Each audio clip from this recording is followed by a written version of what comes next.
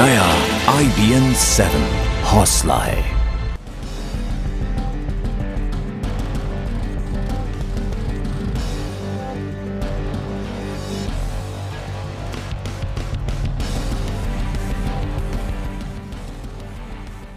नेपाल में मरने वालों की तादाद 4000 का आंकड़ा छू रही है। कई शहर पूरी तरह जमींदोज हो चुके हैं।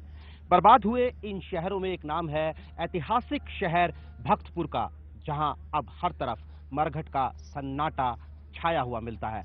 मैंने आज भक्तपुर का दौरा किया। देखिए मेरी एक खास रिपोर्ट।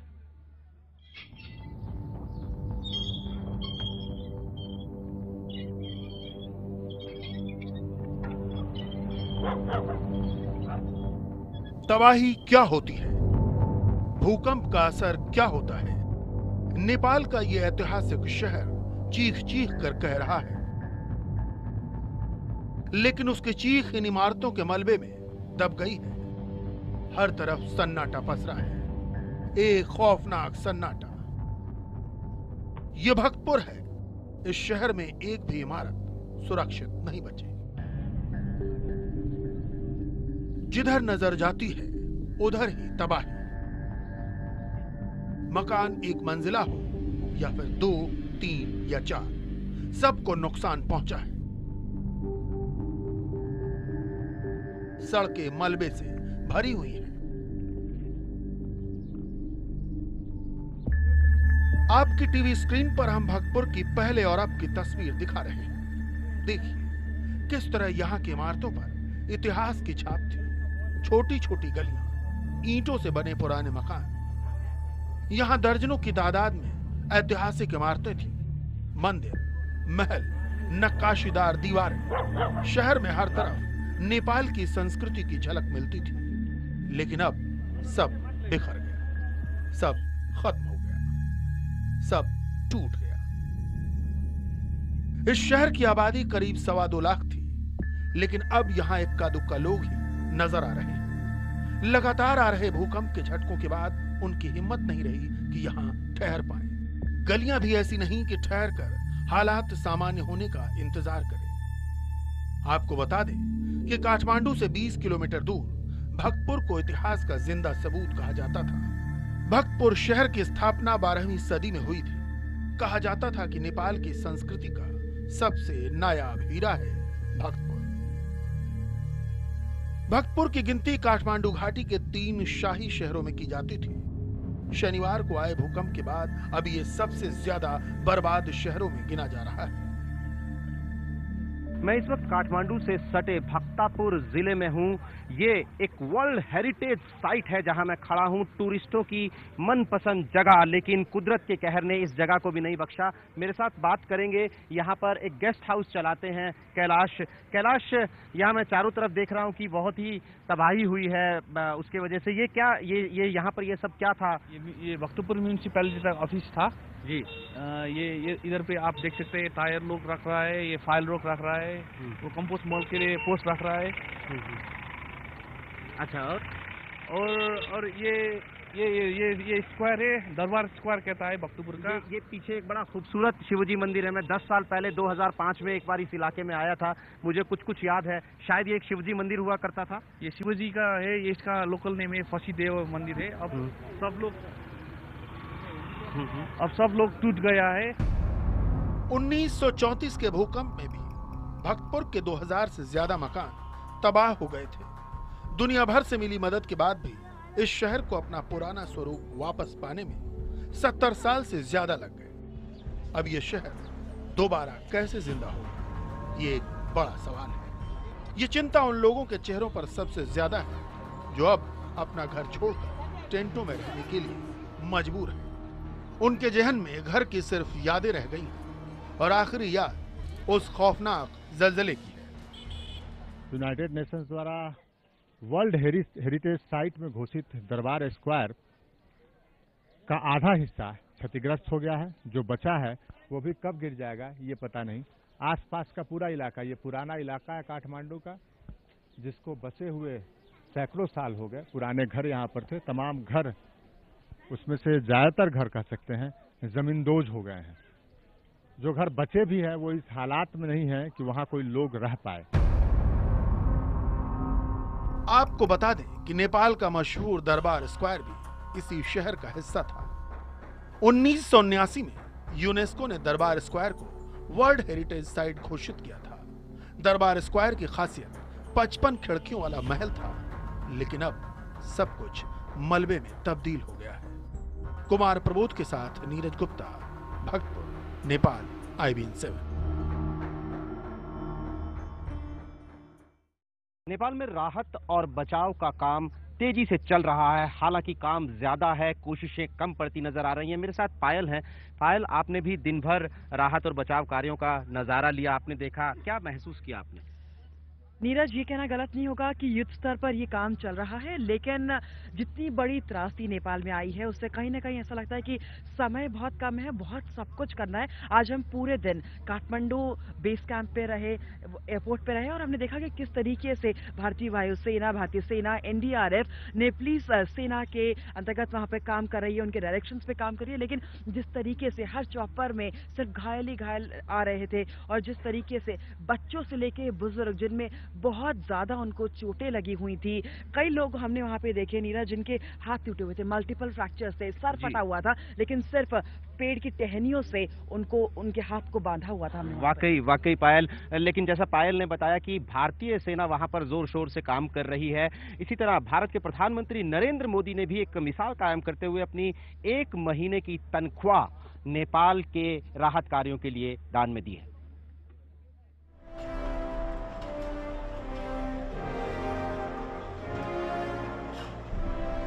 भूकंप के बाद राहत के काम में जुटे सुरक्षा कर्मियों के जज्बे का सीधा सबूत है ये तस्वीर।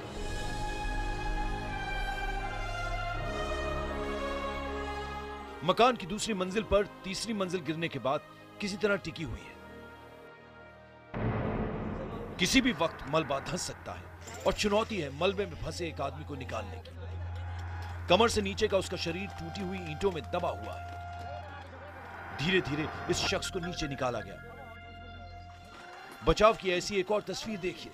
यह आदमी भी मलबे में बुरी तरह फंसा हुआ है। शरीर पर पूरी छत आकर गिरी हुई है। नेपाल पुलिस के जवानों ने किसी तरह उसे इस मलबे से निकाला।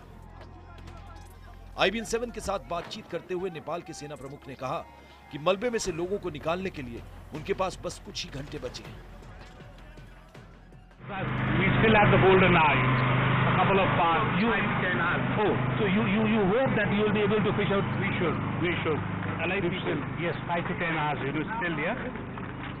We still have 5 to 10 hours, I think. राहत और बचाव के काम में जुटी टीमों को लगातार मलबे में लोगों के दबे होने की खबरें मिल रही हैं। काठमांडू में तैनात NDRF की एक टीम को भी जानकारी मिली कि मलबे में एक महिला दबी हुई है। टीम ने तुरंत ही वहां पहुंचकर उसे निकालने की कोशिश शुरू कर दी। चंद ही मिनट बाद उस महिला को बुरी तरह जख्मी हालत में बाहर निकाला गया।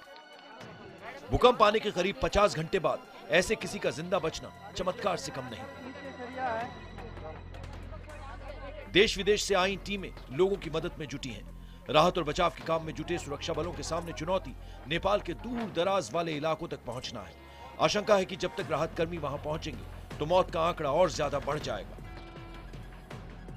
इसे देखते हुए भारत ने 700 से ज्यादा डिजास्टर एक्सपर्ट नेपाल भेजे हैं। दवाइयां, RO प्लांट और ऑक्सीजन सिलेंडर भी भेजे जा रहे हैं। भारत ने 17 सैनिक विमान राहत मिशन में लगाए हैं। एम्स और सफदरजंग अस्पताल से भी डॉक्टरों की टीमें भेजी जा रही हैं। नेपाल की मदद के लिए भारत हर मुमकिन कोशिश कर रहा है। खुद प्रधानमंत्री नरेंद्र मोदी पूरे ऑपरेशन मैत्री पर नजर बनाए हुए हैं। सोमवार को संसद में गृह मंत्री राजनाथ सिंह ने भी माना कि इस मामले में उनसे ज्यादा तत्परता प्रधानमंत्री ने दिखाई। जिस समय यह घटना घटित हुई उसके 5 मिनट पहले ही नेशनल इंटेलिजेंस एकेडमी के एक नए बिल्डिंग परिसर का उद्घाटन करने के लिए प्रधानमंत्री जी वहां पर मौजूद थे और मैं स्वयं भी वहां पर मौजूद था।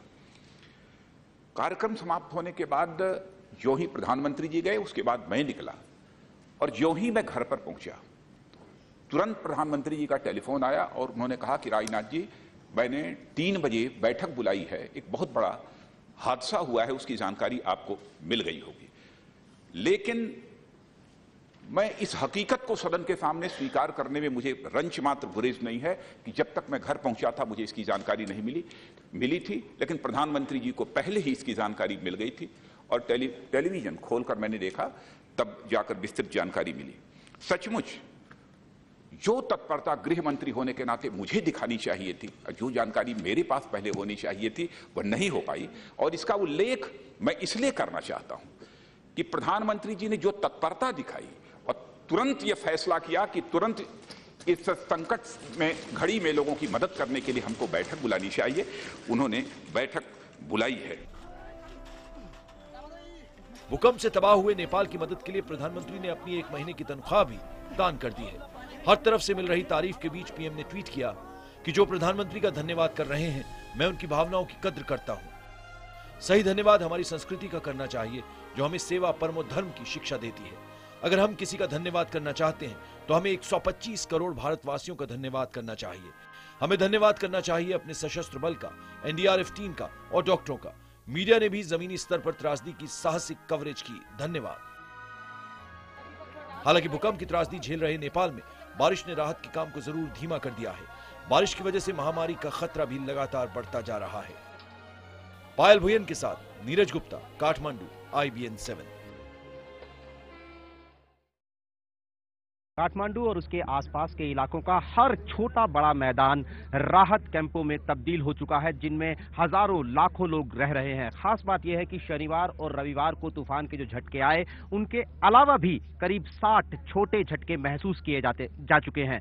ऐसे में जब धरती कांपती है तो लोगों का दिल उससे ज्यादा कांपता है और आलम यह है कि लोग एक और जलजले की आशंका में अपने घरों को वापस जाने तक को तैयार नहीं है।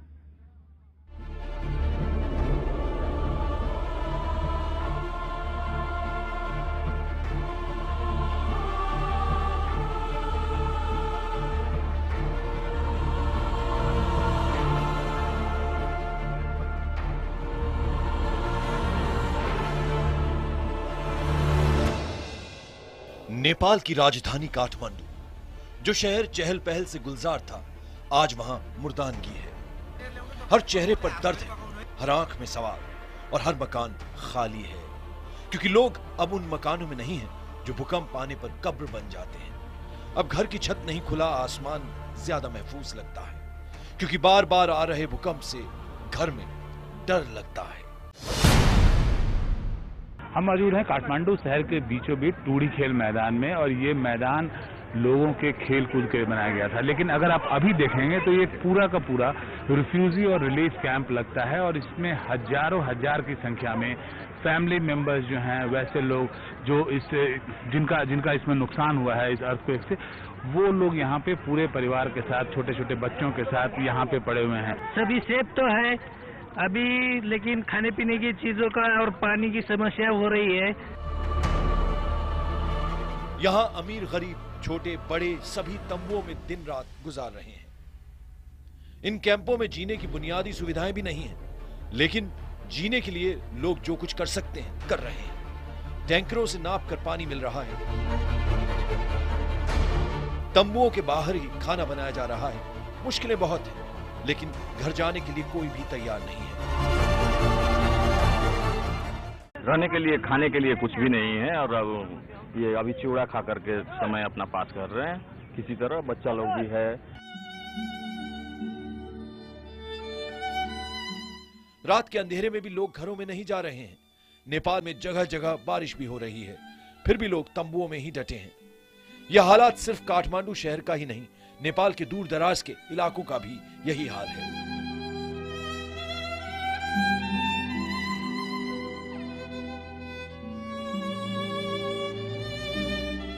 घर में कोई आदमी मौजूद नहीं है।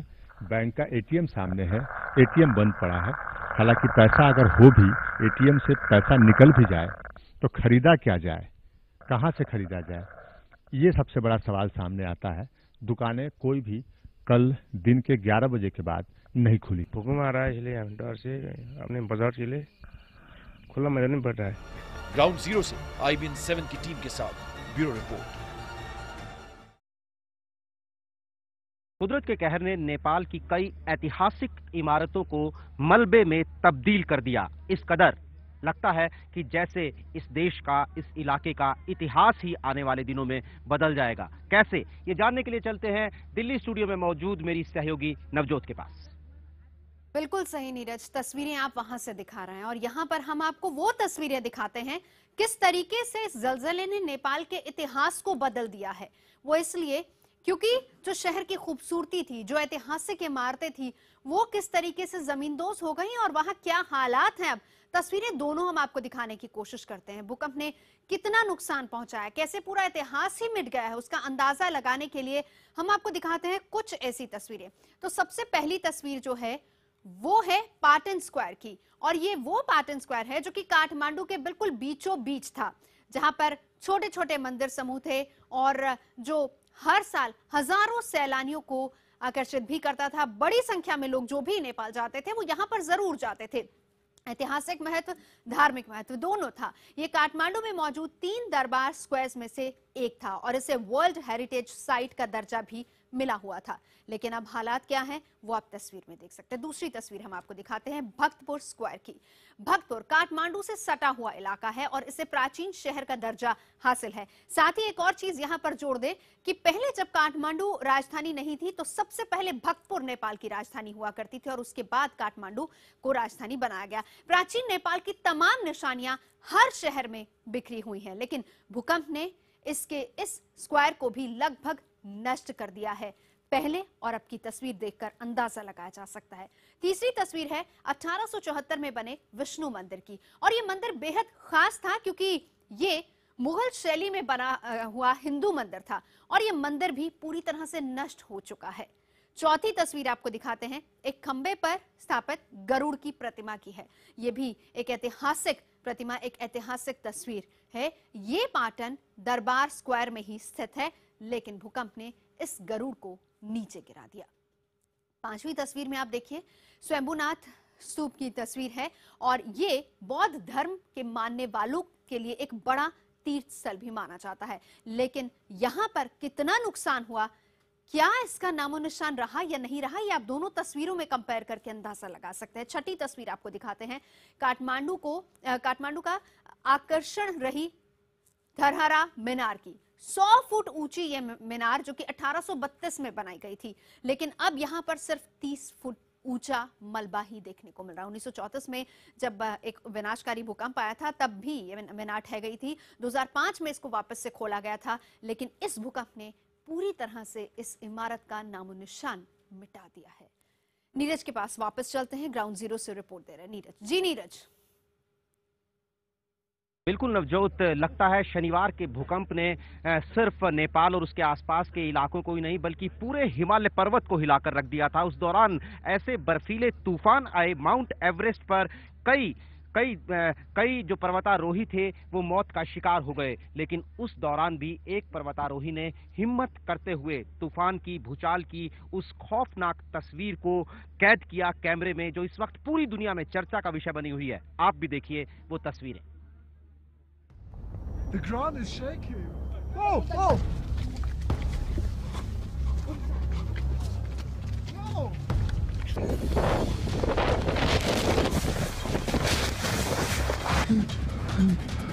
Come under my jacket. Come under my jacket. Are you okay? Yeah. You alright? Yeah. No, wait. Wait, maybe there's probably more. Yeah. Back in the tent. Should we go back into the tent? तस्वीरें गवाह हैं कि जब शनिवार को नेपाल में भूकंप आया तब माउंट एवरेस्ट पर बने बेस कैंप पर कितना खौफनाक माहौल था।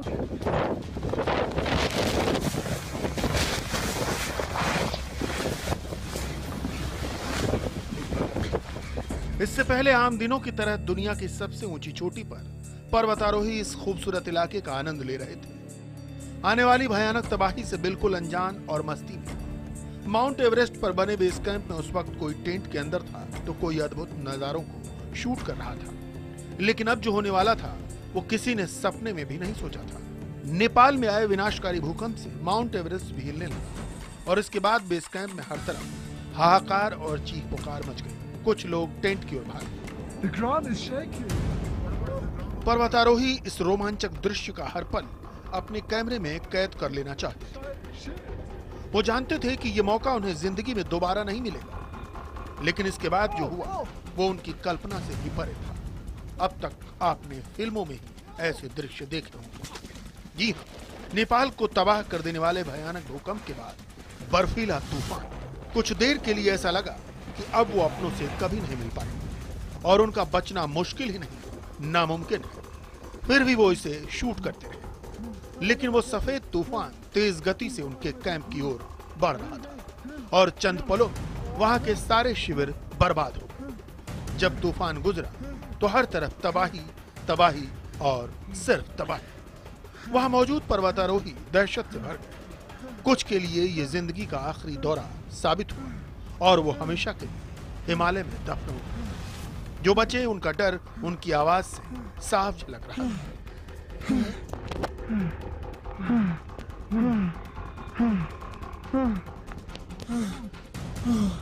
जब सफेद तूफान थमा तो लोगों को कुछ समझ नहीं आ रहा था कि वो क्या करें, कहां जाकर अपनी जान बचाएं। इसी बीच कुछ लोग अचानक इधर उधर भागने लगे। तभी एक पर्वतारोही चिल्लाता है, नहीं ऐसा मत करो, रुको। No, no, no, wait, wait, wait. Wait, maybe there's coming more. Yeah. We can back into the tent. इस बीच कुछ पर्वतारोही सोचते हैं कि क्यों न टेंट में छिपकर अपनी जान बचाई जाए। मलबे के बीच कोई अपना टेंट तलाशता है तो कोई जैकेट। उस वक्त भी उनकी सांसें तेज चल रही थी। डर के मारे उन्हें कुछ सूझ नहीं रहा था। Should we go back into the tent? Heading in the kitchen tent. Yeah, maybe. Right. Stay together. Stay together. दुनिया की सबसे ऊंची चोटी पर कई पर्वतारोही हमेशा के लिए दफन और जो बचे वो जिंदगी और मौत से जूझ रहे हैं। यहाँ जाने के सारे रास्ते तबाह हो चुके हैं, लेकिन इनकी उम्मीद अब तक नहीं टूटी। Bureau report, IBN 7।